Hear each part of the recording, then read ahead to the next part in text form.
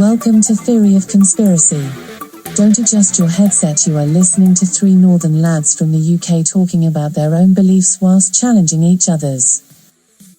Hi, I'm Nick and I'm the truther. Hi, I'm Andy the Skeptic. Hello, I'm Carlos. I believe. Hi TheoCons, welcome to episode 14. David Icke. This is the news. Before we crack on, I just want to let you know that we did another live stream episode on Twitch last week. If you missed it, you can check it out on our YouTube channel or on our Twitch page. The links are in our show notes or in our bio on social media. Last week we talked about time-traveling celebrities, Wayfair, the Sphinx, Stonehenge, and a few other things I can't even remember. It was great to have a bit of interactivity with the listeners, and we definitely need people on there to fact-check myself and Carlos, especially when Carlos says, correct me if I'm wrong, correct me if I'm wrong. So if you want to correct him when he's wrong, or even back him up when he's right on those few occasions, come on the live stream. I'm yet to be corrected yet. Whatever. Come on the live stream and you can type away. It'd be great to get that bit of added support and fact check, and you might even get a mention. So hey, so our next one is Wednesday the 5th of August at 9 p.m. Check the social media. We'll be posting about it the week before. If you would like to support the podcast, please talk about this with your friends or give us a review on iTunes. You can comment or contribute at TheoConPod, that's at TheoConPod,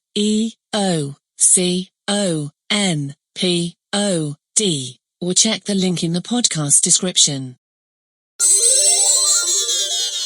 Listen up, this is the main bit. So today we're going to talk about the life and times of David Icke. We've had this episode on the list from day one, and it's been scheduled in for a couple of weeks as the main topic. But Carlos rang me up today to tell me that the day that this is actually going out, which is going to be on Sunday, the 2nd of August, is actually going to be the same day that Icke and Brian Rose have their 5th online broadcast at 5 p.m. So if anyone is listening to this on Sunday when it's released, don't forget you can catch the latest twaddle from David Icke at 5 p.m. tonight. And if you listen to this after 5 p.m. on Sunday, you've probably missed it because YouTube or wherever he's posted it's probably deleted it. That's true. And you know what? We probably should ask him for a bit of advertising fee for mentioning him so much on this. So Yeah, Twaddle's a bit harsh. That's just the way I feel about him. Because, he believes what he's saying. I think I do. Whether he's been fed misinformation or what, I think for the best part, he thinks he's doing a public service broadcast. Keep that in mind, Nick. I think come back to that because that is a very good point. So as I was ringing you today, as I was even having my dinner, I noticed that I got a notification on my phone that David Icke was doing the 5th episode with Brian Rose. I thought to myself, what else can he talk about? And Brian Rose was just doing like a critique on it, saying everything David's been predicted over the last, say, 20 to 25, even 30 years is now coming to fruition. It's like it's unfolding now. And that's why he's getting so much traction. That's why the David Icke and Brian Rose live stream is the most viewed on the planet. I think he's in the, correct me if I'm wrong again, or correct me if I'm right, or either way. It's like, I think it's in the Guinness Book of Records, like the most live viewed in the world on a live stream and stuff like that. So clearly the people want to listen to him. And these are not hundreds of people, not thousands. These are millions of people tuning in to listen to him. So clearly when he talks, people listen. When he writes, people read. Right, man. Let me crack on with this intro because it's going to take forever if you keep giving us speeches in between my intros. But that's cool. Carlos, share a link to that being the biggest podcast in the world, because I can't see any reference to that, man. Brian Rose said that, so I believe it. Right, so we mentioned this guy a lot. Carlos actually met him a few years ago. And a few years back, all three of us on the podcast went to one of his lectures. So we thought we'd dedicate a full episode to the man himself. I personally don't believe a word of it, but there you go. Maybe believed a little bit of it at one time, but not anymore. So David Icke, he was born in 1952 in Leicester, England. He played for Coventry City Football Club as a goalkeeper and Hereford United before becoming a sports broadcaster, but he's most famously known for being a New Age conspiracy theorist. So, how did we all come to learn of the great David Icke? For me, someone handed me an audio cassette tape that I stuck in my Walkman, and it was an audio version of his Robots Rebellion lecture, based off one of his early books, The Robots Rebellion, in 1994, I believe. Carlos, Nick, how did you find out about Mr. Icke? I came across David Icke when I was a young boy in St Mary's Secondary School. I was watching Grandstand. He was a presenter on Grandstand, and then he was the face of Grandstand. So if you want to watch the latest goals from Manchester United, Liverpool, or Everton, and so forth, you used to watch Grandstand. This was before Sky and internet and XYZ. But then he disappeared off the TV, and then he just literally people started. You hear about rumours on newspapers and XYZ what's happened to him, but then the next thing you hear is like he thinks he's the son of God, and then he reappears on the BBC on that famous Terry Wogan show when Terry Wogan practically destroys him. He turns up, I think he's probably in his late 30s, early 40s, with a shell suit, tracksuit, saying he is the son of God. But I think he was going through a difficult period in his life. I think I've mentioned in previous podcasts what happened to him. He says the terminology he gave to me. He said, think of a keyboard. Somebody's just pressing every key on the keyboard. And he got all that gobbledygook going on his screen. He said that was going through his mind, and then his mind became clear, and that's how I first came about David Icke. So that was probably early 90s, 91, 92. So I was definitely in secondary school, young. I was probably 11, 12, because I used to watch him through Grandstand. I thought the interview with Terry Wogan happened in the 80s or something like that. I thought I remember it. It was early 90s. That's the first time I remember him seeing that interview. I remember that he said he'd been and spent some time with some indigenous people in South America or something. I take it he'd had a lot of mushrooms or some whatever the peyote or whatever it is they have down there, and he had been enlightened. And then he disappeared off the face of the earth after that, after the ridicule that caused and stuff. And then he never really left my mind because he said some pretty profound stuff that kind of stuck with me at the time. And then I remember the next time he cropped up was in something like the Sunday Sport when he'd started going on about the royal family being lizard people. Then that's kind of, and then he's kind of not, he's bubbled along since then. So whenever that Sunday Sport, Daily Sport, whenever that was from, when that must be from like early 90s. I think the lizard people. I think the lizard people Late 90s? is a lot later on. 1 second, I think the lizard people was around about. I'm pretty sure it was definitely after 1995. I can't remember which one of his books it was in that it was the lizard people. Hi, this is fact-checking Fran. David Icke first mentions reptilians in his book The Biggest Secret, published in 1999. So yeah, you missed a big chunk there. Do you know what? I do remember the Wogan thing, but and obviously now I know it was David Icke, but at the time it was just some weird bloke being laughed at on the telly, and again I completely forgot about it. And then, like I say, must have been in 1994, one of my mates just handed me the tape and went, "Yeah, I'll listen to this," and I went, "Who's this?" And he went, "David Icke. He was on Wogan a few years ago, blah blah blah." And and I went, "Oh yeah, I remember that." But started listening to it, and for me, that Robots Rebellion was all about how corporations are controlling the world, and it was very believable. And I didn't really hear anything until, like, say, a good few years later, and the story changed round to these lizard things, and I was just like, oh my god, what's happened here? Something's gone wrong with him. He used to be sort of like believable, and now it's just crazy. There's a few which even took me by surprise, and it was the ones with the lizards, obviously, and the other one was the moon being a craft. he says he's sort of the one who introduced me to ping theory. So he said the moon is not real; it's a hollowed craft, and it's just observing us. So there, obviously, there's that which is quite way out west, and you have to think, "Fucking hell, David, what have you been smoking?"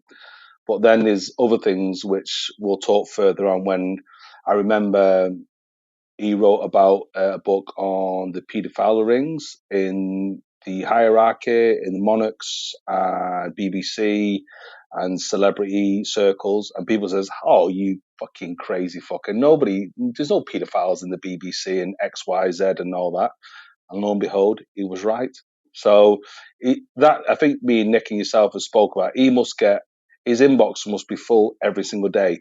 How does he filter? How does he know what's real and what's not? How do you know that people are trying to take him on a completely different path and feed him information which is correct, but the end game is to distract him, like a split focus, basically. Because obviously, if you've got that many things on your inbox, what do you focus on?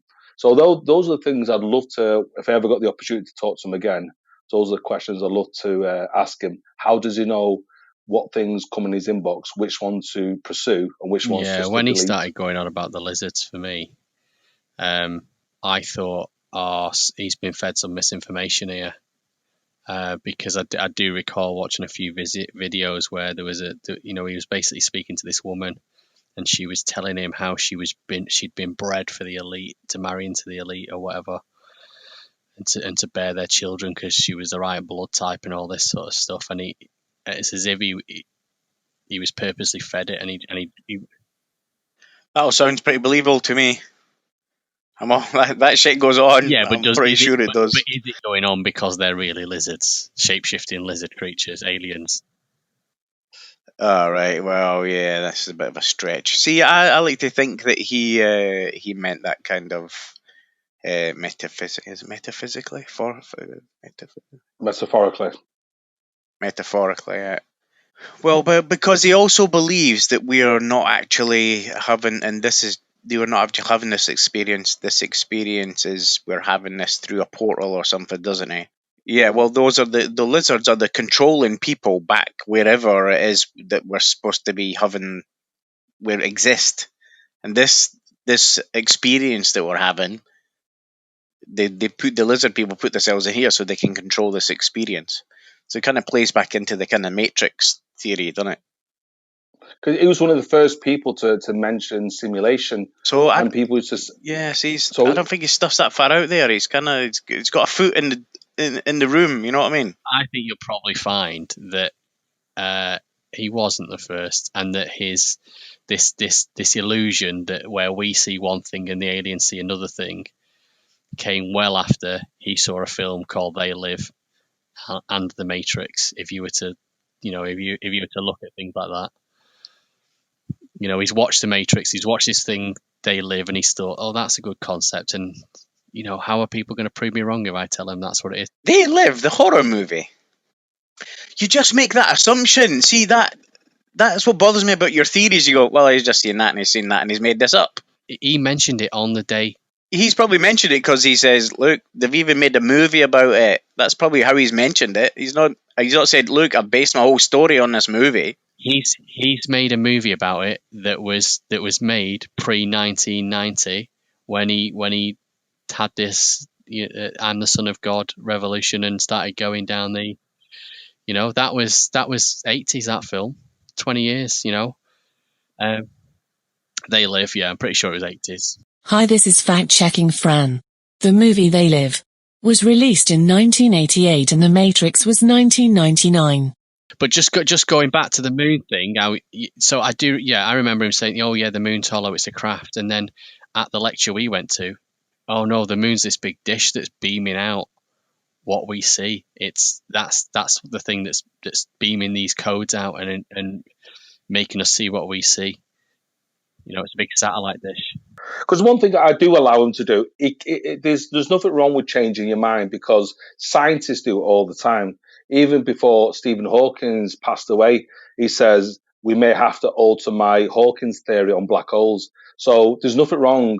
I don't mind him saying something in 95 and then altering it in 2005, because like anything else, things change. The more like I bet you when we look back at these or listen back at these podcasts, think, oh, what I said there now is definitely wrong because now we've got more evidence and this is what's being portrayed. So I don't mind if he changes something and he alters it to, because obviously more evidence, because you have to think about the more before when he became about, this was before the internet, so the only things he would have got was faxes probably, and going to, like what Nick said, traveling the world, meeting these shamans and stuff like that. But now he can just Google things and go, oh, do you know what? I've got this research from such and such a professor. I've got this search from such and such a person. I can marry it up, and yeah, maybe my dates are a bit long. Maybe my information is a bit wrong. Maybe what I use is a bit wrong. So I don't mind him altering things. That's science does it every day, so we have to allow it to everyone else as well. Fair enough. Andy, I'd like to ask you a question. When we went to Wembley to watch David Icke, I think we were there for probably 10 hours. I think we left with 2 hours to go. We were both knackered, or 3 of us were knackered, should say. You didn't believe much of it, because I know when me and Nick were listening, we were applauding and agreeing, and you were shaking my head. You were shaking your head, goes, that's bollocks, that's not right. What would David Icke need to do, say, or write, what would get your attention and go, do you know what? Maybe I need to give this guy a second chance? Because me and Nick, we read lots of David Icke. Me and Nick agreed. Some of the stuff he says is completely bollocks. And bollocks is the wrong word. We don't agree with it. But we still give him a benefit of doubt, because maybe 60, 70, maybe 80% of his stuff is correct.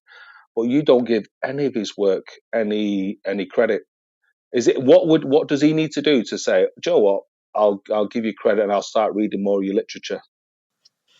It's I don't think I can be specific, and even calling back to the Wembley thing, I can't remember what I was shaking my head at.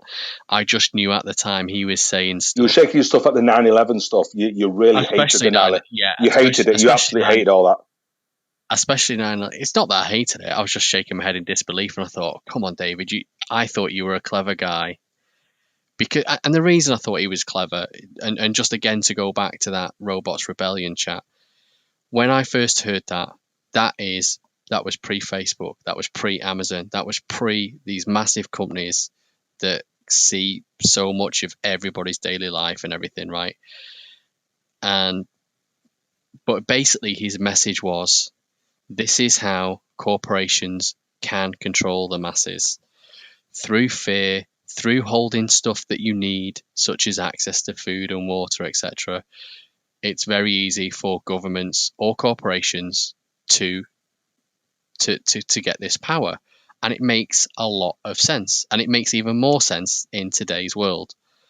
Because a lot of people that have seen the light and have woken up, and I don't mean have woken up to woo, yeah, but a lot of people can see that actually Amazon, it's so convenient, blah blah blah, but actually it's bad. It is bad because it's damaging local businesses. It's putting people out of work. They're not paying taxes in the companies that they're making profits from, and all these other bad reasons. But at the same time, it's just too convenient for people's modern day lives, and they'll, regardless of even knowing that, they'll still order it.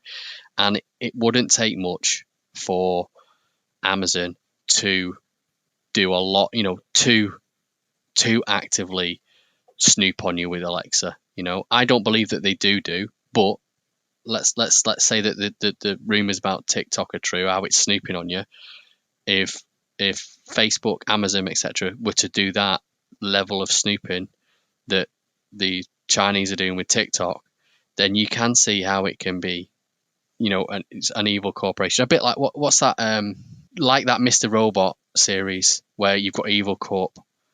They could easily turn into that, So, but just going back to your question, Carlos. So, when he talks like that, I'm happy to go, that does make sense because it does make sense. But then he starts talking about the universe is made up of waves and energy and this, that, and the other. But it is. And yes, it is.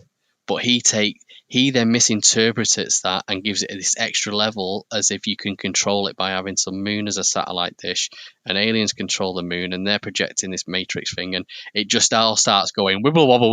No, This is rubbish. he says the moon is a craft. He's not said it controls it. It just says the moon is a craft. I'm pretty sure he was saying it was a satellite dish, and that's where they were beaming these codes from. Because my terminology and what the information I've been getting, what I've read from his literature is like the moon is a craft. It orbits us. It's sort of like an observation craft, but it doesn't. It's like extraterrestrials watching us or observing us or working with us or against us. But that's because I think what he started working on, because there was two famous Russian astronauts who wrote a book. I can't remember the name of the book, but I'll upload it onto our social media platforms.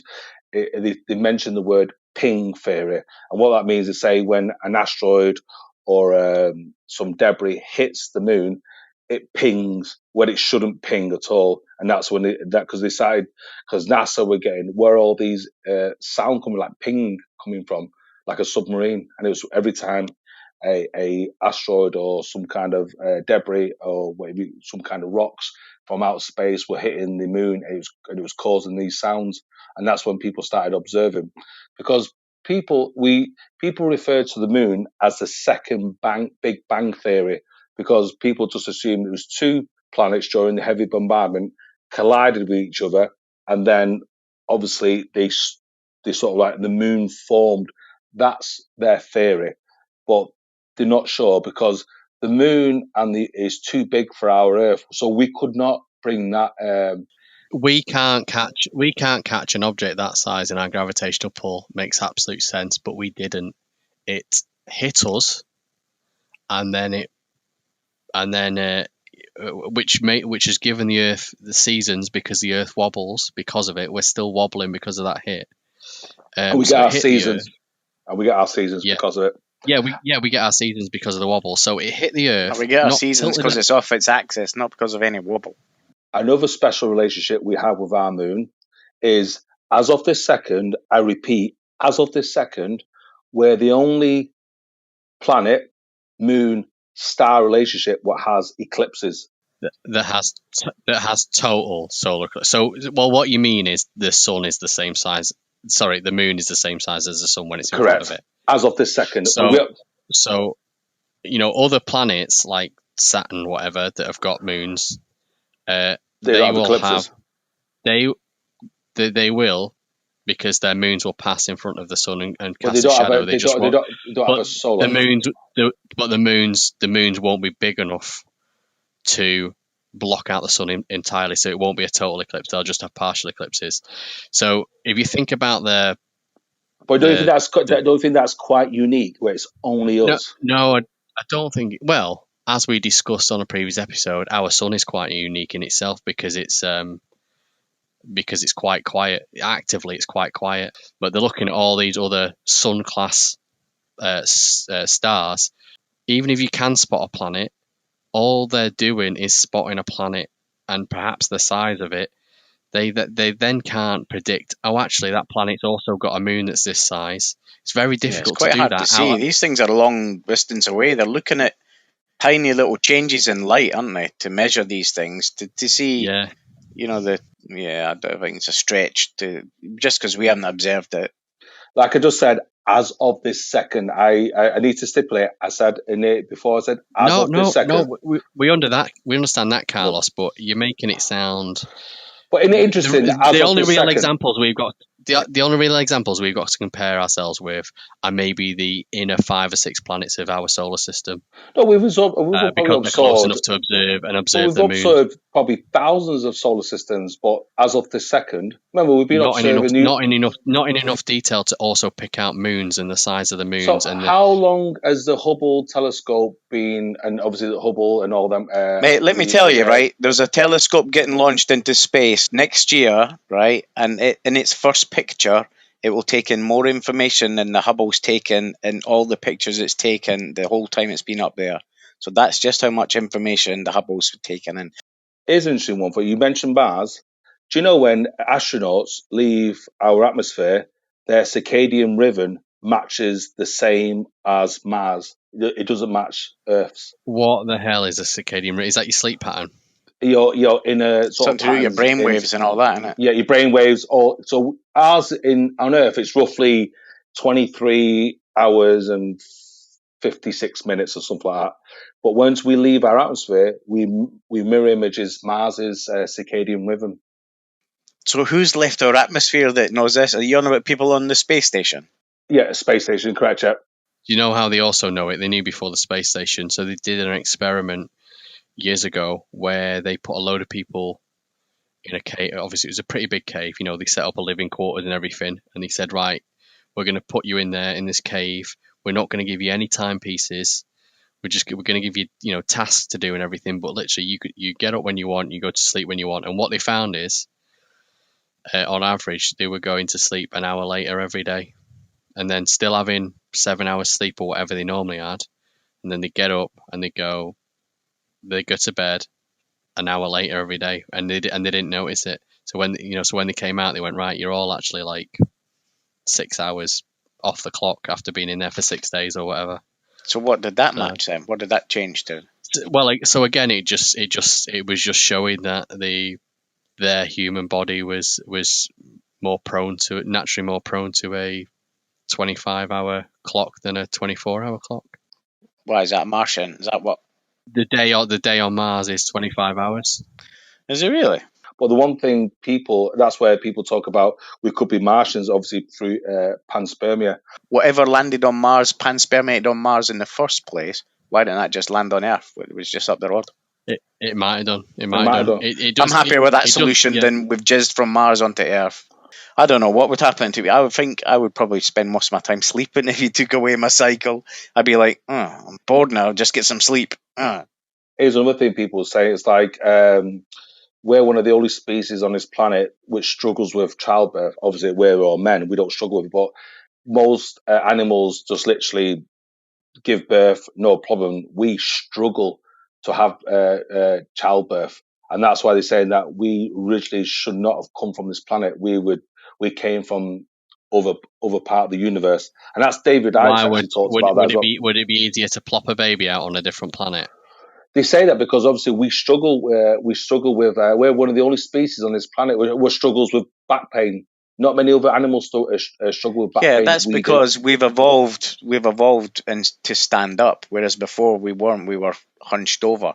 Wait, so by your theory there, this human species it's not my theory. All right, by the one proposing there, okay, let me just take it apart a little bit. The one you're proposing there, the human species has evolved somewhere in another planet, almost identical to the ape species on Earth, with the exception of we've then stood up and then decided to come to Earth to live along. The monkey species are already here, shave off our hair, and just start to make our childbirthing a bit more difficult than the monkey species that was here before us. What the heck? I'm just reading what all these scientists are saying, that we struggle with. We're one of the only species on this planet. Yeah, that's because we've evolved to stand up. And childbirth, we struggle with childbirth. It's a rub. You've got the benefits of standing up outweigh the trouble. So just back in the day, just say every other child died during childbirth. The mum and the child died during childbirth. But still, a child is getting the next generation is. So yeah, I think it's kind of worked out in our benefit to stand up. That is also why, Carlos, we look after our kids until they can fend for themselves. I know traditionally it's 16, 18, then you kick them out, whatever. But do you know what I mean? We look after kids. Kids cannot fend for themselves until they're like, I don't know, 7, 8, 9 sort of thing. Even then, some of them can play a PlayStation and that's about it. But you know what I'm saying? Whereas a horse, an elephant, whatever, plops out a kid, and they get in trouble. That's why you have vets with gloves that go up to the shoulder, because sometimes they need a bit of help as well. They're going out the horse out or the cow out, but they've got along because they've learned to stand up within a couple of hours, start suckling from its mum, and after 12 months it can fend for itself. And it's just evolution, and what's worked for that species and what's not worked for the other species. That is it. That's no more difficult than that. It's not because we're spacemen. I always agree with it, but it just makes you think different. That we're the only species on this planet that we suffer from back pain as well. No, it makes me think that they are just reaching for reasons to say why we're special and to back up theories that support whatever theory. Whatever book they're trying to sell, Andy. By your theory. We'll come back to that. We'll come back to that, Nick. Go on. Sort of like when somebody's like telling you things and you think, my God, that's way out west. But these people, sometimes when people talk about things and you sort of like, you disregard it, I should say. But those are the things we need to look at, because I remember, I go back to, I know people could say it's like a stop clock is right twice a day. But when David Icke talked about the paedophile rings, everybody laughed at, including myself. Like, you fucking weirdo, what are you talking about here? The BBC, and then Jimmy Savile's an angel. Look what he does for all them kids. Is that what you thought? and it's like, lo and behold, it was correct. And then you start reading his other stuff, and you think, do you know what? He's correct. And it's like, you have to think, I'm not saying he's always correct, but when he starts talking, and it's like, you have to think, do you know what? You have to give him some kind of credibility. Can I just call back to something Nick said really early on when he said he thinks that David Icke believes what he talks about. I agree with you, Nick, up to a point. So, like I say, when he was doing this Robots Rebellion, very clever research, come up with a lot of really good theories. Even when he started going on about lizards, I thought, yes, he's been fed misinformation on purpose to make him look stupid, to diversify away from some of the truths he might have been getting at with Robots Rebellion. And that's why he's done it. The poor guy believes what he's going on about, and he's gone down a rabbit hole. However, that was 15 years ago, right? I think these days, like 9/11, he's happy to spout whatever people who come to see him at lectures want to hear him talk about. For example, whether it's 9/11, whether it's something about Trump. And I think he's happy to make stuff up and still tell reporters that he believes in it. But I think some of that. I think it's like a podcast I used to listen to that was into conspiracy theories early when I got into podcasting, and they're probably still running, so I'm not going to mention them. And I started listening to them because they did the odd UFO story, and I like a bit of sci-fi. But literally every single cockamamie thing that came along, they sort of had to say that they believed in it, even though I pretty much don't think they did, because some of the stuff they were talking about was way, way out. You know, when you could tell in the voices, they were like, oh my God, what are we really talking about? And I think it's turned into that. I think he is a massive money machine these days. And, you know, this stuff about 5G more recently, he's just saying what's controversial, and just to keep it ticking along and to keep people buying books and watching videos and coming to his events. You know, for example, the 5G thing, do you think he really believes that, or was he just saying it just to get views, just to get him and Brian Rose more views on his supposedly world highest ever live streams? I believe he believes that. So I think the information he's been given, because obviously when he talks about 5G and coronavirus, he does it. It's not blasé. He actually talks about it and gives like background information, how it came about in the USA, how a school teacher, because it originally got the information from a school teacher, and the information he was saying is like a school teacher found out a lot of her teachers and pupils were calling sick, feeling nausea, vomiting, and they realized what's going on here. So they just couldn't work out. But they realized that when everybody left the school, everybody felt better. I mean, that was just one example. It could have been anything he said in the last 4 or 5 years. But do you think he believes in what he's yabbering on about, or do you think he's just saying it for the fans, saying it for the gram? No, I think he believes it. Yeah, I think he thinks he's getting these nuggets and he needs to share it. But I mean, a lot of stuff he says is, you know, has got some sense in it. You know, the radiation from stuff, albeit low, the stuff that it was replacing, like the light bulbs and things like that, didn't emit any radiation. But now these ones do, and over time, our houses, our homes, has just got more and more filled with radioactive devices. You know, your Wi-Fi and all the rest of it, radio frequencies all over the place. So, and who knows? Some people are going to be susceptible to these things, just like some people are susceptible to hay fever, and some people are susceptible to penicillin. You know, some people will be susceptible to these things. It's You just reminded me, going back to the conference that we went to. One thing I noted at the conference is he does start off with something that's can be seemingly ordinary, but actually, when you delve into it, it's a bit remarkable, and it's got an element of truth. And then he takes that little element of truth and he goes, well, if that bit's true, then my bullshit here is true because it's not that different. And then this bullshit here is true because you think that bullshit is true. And then once he's like 4 or 5 bullshits in, he can say what the fuck he wants because it's everybody utter bullshit. peddling a story does exactly the same thing. Mainstream media's full of it, man. It's not a story, but he will jump from this to there are aliens with shit on the moon projecting what we want to see. And I'm like, whoa, you've gone from slightly scientific-y background, which has got some truth in it, to completely out there. Some of the information, I go back to the paedophile ring when he talked about it. Everybody ridiculed him. It was like, what the fuck are you writing about here, David? And he was 100%. It was 100% correct. You can't keep going back to the one time he was right, and I wouldn't say he was 100% correct. You know, did he name names? Did all of those names end up being paedophiles? Yeah, he mentioned he mentioned Jimmy Savile, Gary Glitter, Edward Heath. Is it Edward Heath, the Prime Minister, the Tory Prime Minister? See, I don't know the exact details of these. Did he mention them before they were in the paper being accused of it? He mentioned all their names. He mentioned prior to any sort of allegation coming out in the paper, because that's what I don't need to see. I'm not 100%. I am not 100% sure on the dates, and it's dead easy for him to go, all right, Jimmy Savile was the big one, blah blah blah, and then he can go, I said this, I said that, and I'll make a prediction. You know, all he has to do is read the paper and go, oh, I've just seen that such a body's just been taken in for questioning.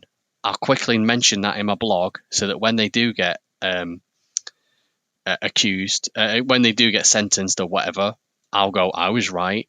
And if they don't, he'll go, oh, well, he got away with that one, didn't he? How did he get out of that? It's because he knows something and he's bribed the judge or whatever. It doesn't matter. You can just use it. You can just use it to his benefit either way. We're talking about the Wayward West stuff, man. I'm not talking about, I'm not talking about, you're talking about examples there that, anyone could say, oh yeah, there was this scandal, blah, blah, blah. I predicted it, I didn't predict it, because scandals happen all the time. What other example has he been right? About the way governments and the elite will control the masses. So in terms of like, again, that's going back to me saying when he was credible. That was the stuff when he was credible. But since he's moved away from that and he's gone down it's all aliens and lizards and changing people. But it's reversed because none of that stuff is. You can't prove it's right because it's one last thing, right? So going right back to the start, Carlos, live stream numbers, world record live stream numbers. You said that Brian Rose said it was the second most live. At one point, the first one was the second most viewed live stream in the world. Right. Then it became the first. It became the first. Well, how many viewers was it to become the first? Can you remember? I'm going to say millions, probably, and 1.7 million, if that. I'm going to say 1.7 million. Yeah. Not 2 million. Not 4 million. No, just say 10 million. All right. Okay. No. So, for the record, the most viewed live streaming event in YouTube's history remains the 2012 space jump by skydiver Felix Baumgartner, in which more than 8 million people watched live concurrently on YouTube. So that massively blows out anything Brian Rose said. So unless he's using it like as live podcast or something, or live something. But that's yes, obviously well, it's unless he's going live stream from this building in London in the UK at 8 p.m. at night when I'm wearing red underpants. Great, okay. They still. You can always add shit to make a world record by just adding crap to it. There's still. I think there's still a lot of people out there who do listen to David Icke or what he has to say, rightly or wrongly. I think he deserves respect, David Icke. He deserves it.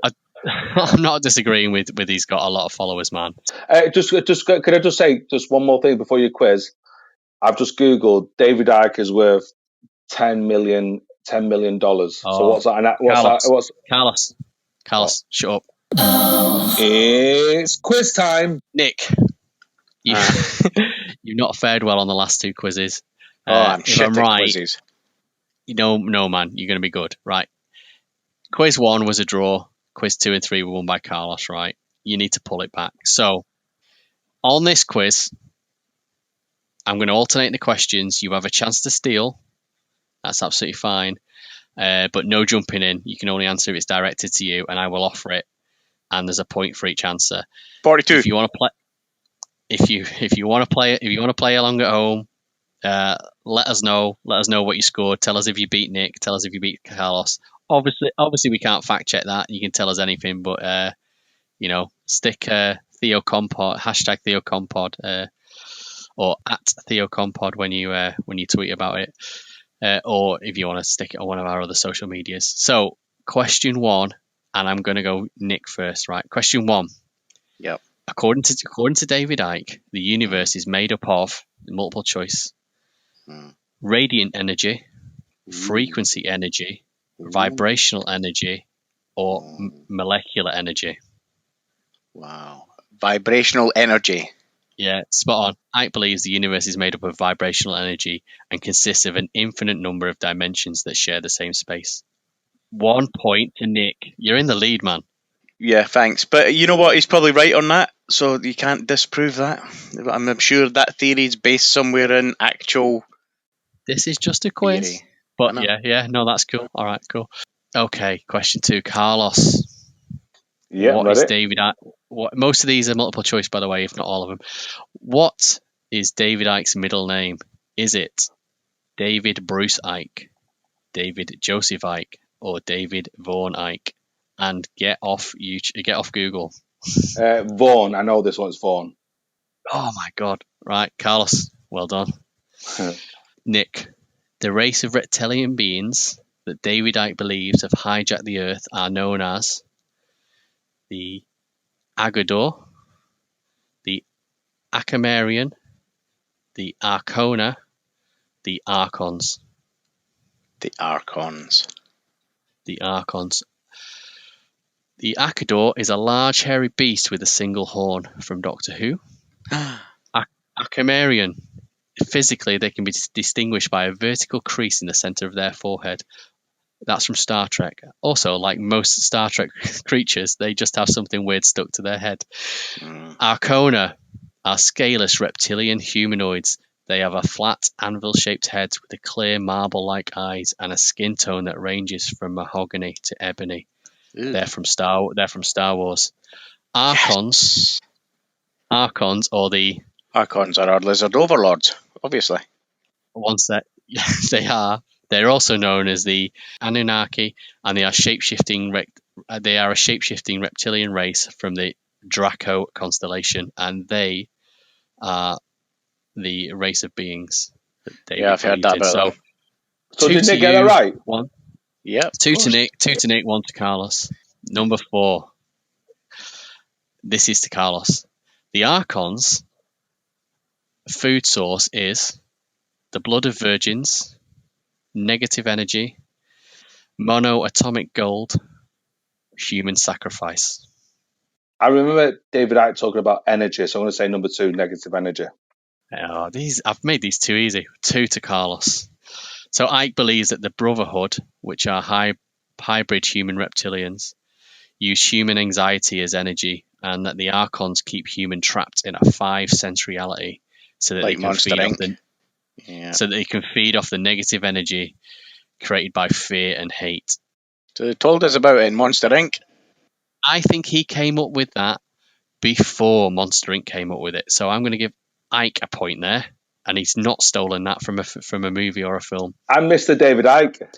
And Carlos, you're not Mr. Icke because it's 2-2. So don't get cocky. Right, okay, number 5. This is to Nick. Oh, Carlos, you shouldn't have opened your mouth. And Nick, I hope you were listening carefully. Nick, according to the Celebrity Net Worth in 2020, how much was David Icke worth? Is it 5 million, 10 million, 20 million, or 100 million? Thanks, Carlos. I'll go with 10 million, please, Bob. David Icke is worth 10 million. Although I've seen another article claiming that his social media followers are worth 23 million.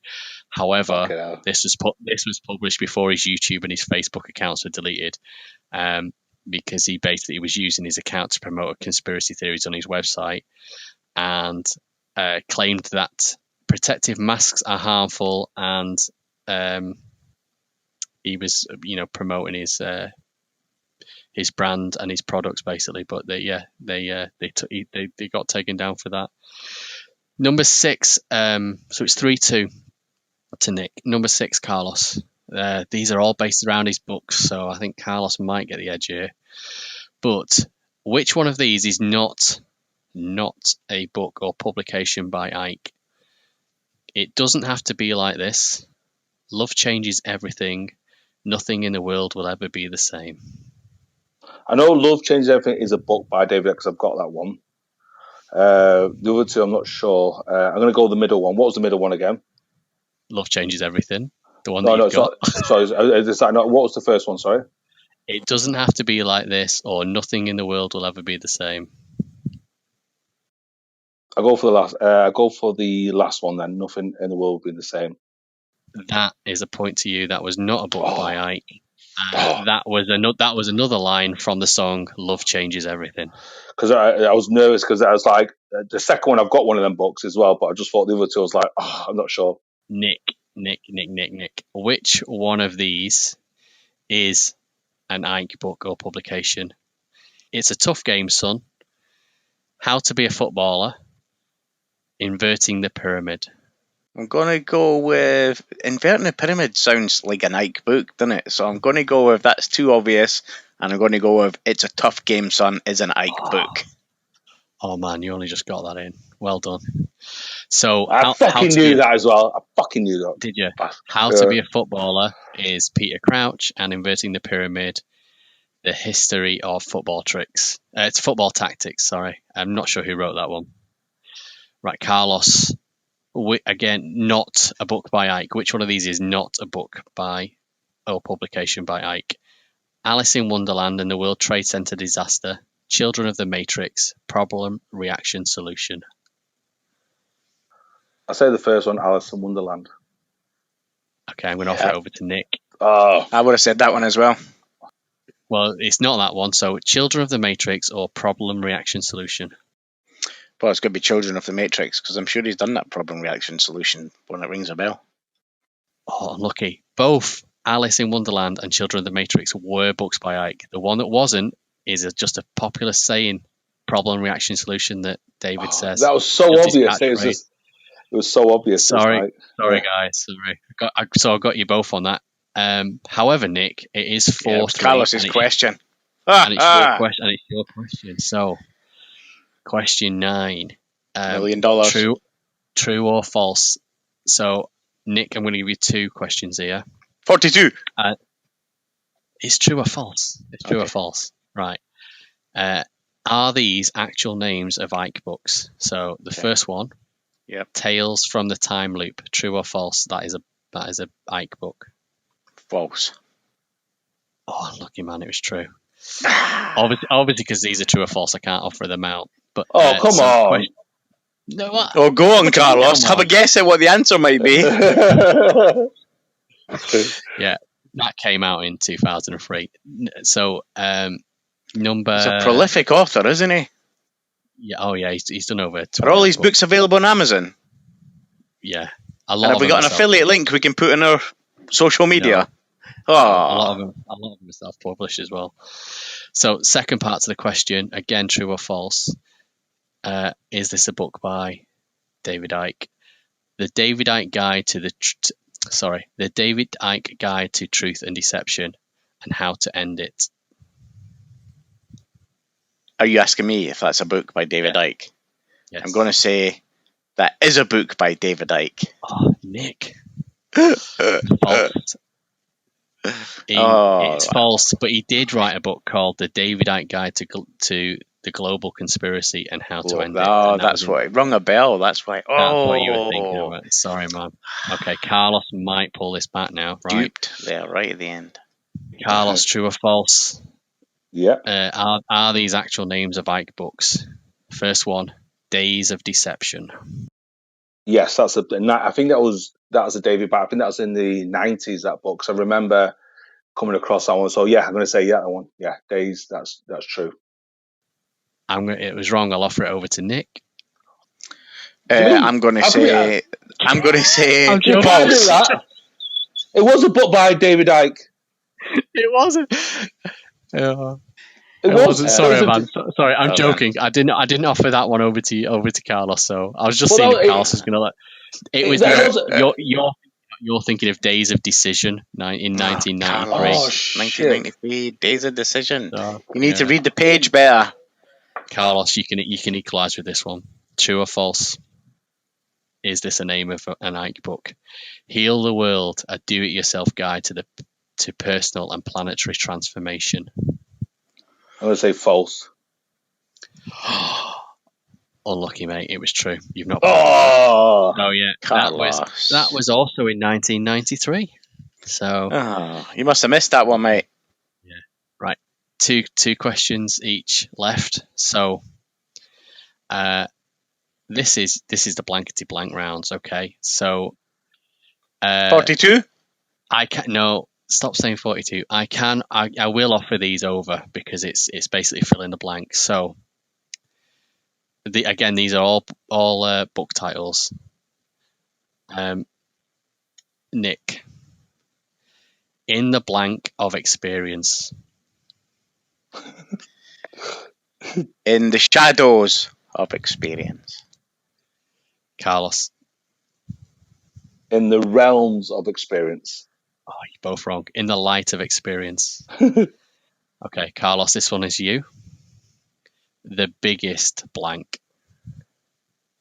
The biggest conspiracy or something like biggest conspiracy. Okay. Or I think biggest conspiracy. Take your first. All right, Nick. Take me the title again. The biggest blank. Oh, I know what it is now. I know it's fuck's sake. The biggest lie. Biggest secret. I think it's biggest secret. It was the biggest secret. I remember it. Fuck's sake. No worries. Two more to go, Nick. You'll go. The perception deception, or it's all blank. Yes, all of it. It's all shite. Carlos. I think it's called the perception deception. Yeah, but then the subtitle. What's the subtitle? Yeah, it's all blank. Yes, all of it. I'd say I don't know. You just want to guess at a word? It's all lies. It's all lies. Something like the cure zone or something. It's all bollocks. Yes, all of it. Okay, last question. Okay. You can only equalise now, Carlos. Hey, wait. Shite and bollocks is the same thing. I might give you, but if he equalises, no.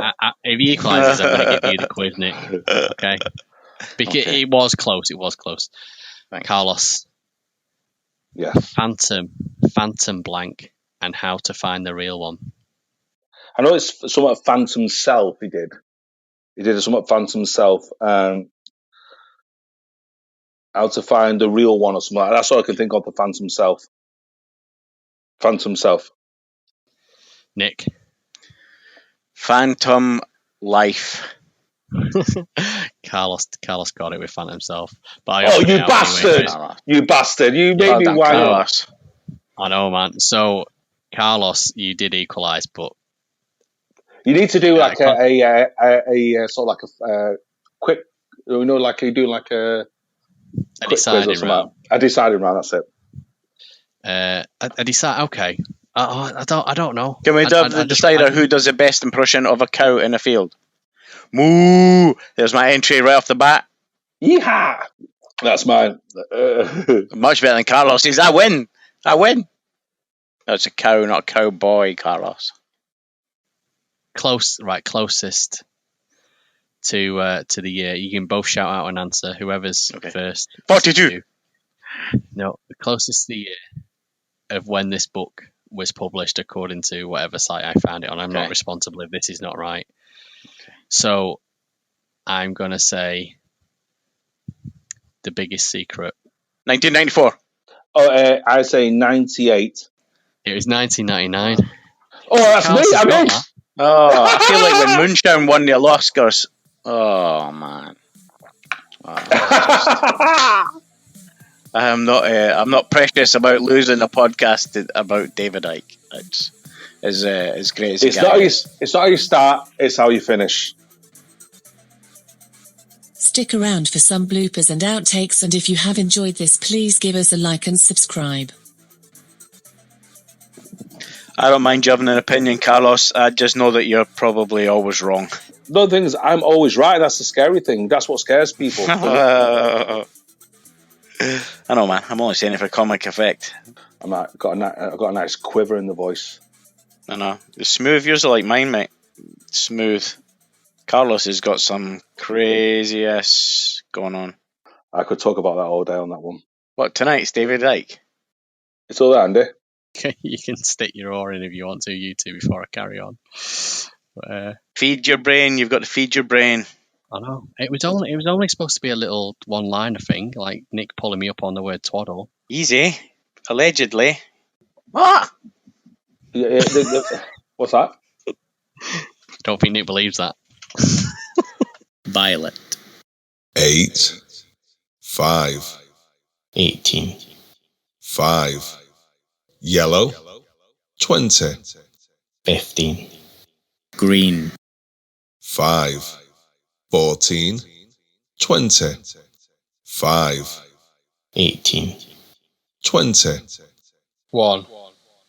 9. 14,